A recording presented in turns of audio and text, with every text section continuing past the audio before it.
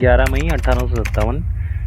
दिल्ली में अभी सवेरा हो ही रहा था, लेकिन जिंदगी की हलचल वहां पर शुरू हो चुकी थी। मेरठ से आए हुए सिपाहियों का एक दस्ता यमुना पार कर शहर में आ पहुंचा। उन्हें सामने दिखाई दिया एक चुंगी का दफ्तर। उन्होंने उसमें आग लगा दी और फिर लाल किले की तरफ बढ़ते चले गए। इन सिपाहियों ने एक दिन पहले ही मेरठ में अपने एक अंग्रेज अफसर का आदेश मानने से इनकार कर दिया था और उनकी हत्या कर दी थी। सिपाहियों के शहर में प्रवेश करते ही दिल्ली जैसे नींद से जागी। अच्छी भीड़ इन सिपाहियों के पीछे थी। सब रोमांचित थे। राजघाट दरवाजा पार कर ये लोग लाल किले के भीतर पहुंचे। सिपाहियों का यह दस्ता मुगल सम्राट बहादुर शाह द्वितीय से यह अपील करने आया था कि सम्राट इन सिपाहियों का नेतृत्व स्वीकार कर लें।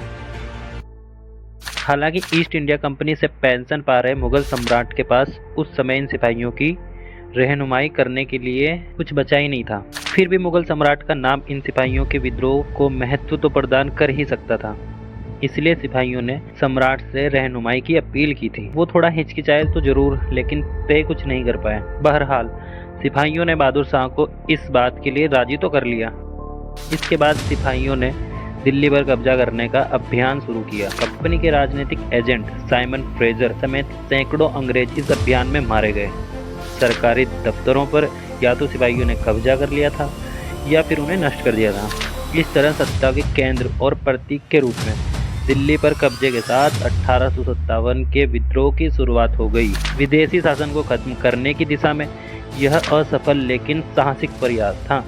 दिल्ली पर कब्जे और बहादुर शाह द्वितीय द्वारा खुद को हिंदुस्तान का सम्राट घोषित किए जाने पर विद्रोह को एक पॉजिटिव राजनीतिक अर्थ मिला। से गुजरे जमाने की दिल्ली की ताकत और आन बान की याद भी लोगों के दिमाग में ताजा हो गई। मेरठ का विद्रोह और दिल्ली पर कब्जा ये शुरुआत थी। इसके बाद तो उत्तर भारत और पश्चिम व मध्य भारत के कुछ हिस्सों में तो सिपाहियों और नागरिकों के बीच विद्रोह की तेज लहर चल पड़ी, लेकिन दक्षिण भारत इससे बिल्कुल अलग थलग था। पंजाब बंगाल पर इसका असर मामूली ही सा रहा। बहरहाल कंपनी के 2,32,224 सिपाहियों में से करीब आधे सिपाहियों ने अपनी अपनी रेजिमेंट को छोड़ दिया और सेना के उस आदेश को फूंक मारकर उड़ा दिया जिसे वर्षों से परीक्षण और अनुशासन के जरिए उन्हें सिखाया गया। मेरठ विद्रोह के भी पहले से कई छावनियों में असंतोष की चिंगारियां सुलगती रही थी। बरहनपुर की 19वीं नेटिव इन्फेंट्री ने नए किस्म की इनफील्ड राइफलों का इस्तेमाल करने से इनकार कर दिया था। वहीं 34वीं नेटिव इन्फेंट्री का जवान मंगल पांडे तो इससे भी एक कदम आगे निकल गया और उसने अपने सार्जेंट मेजर पर गोली चला दी थी। उसे पकड़ लिया गया और फांसी दे दी गई।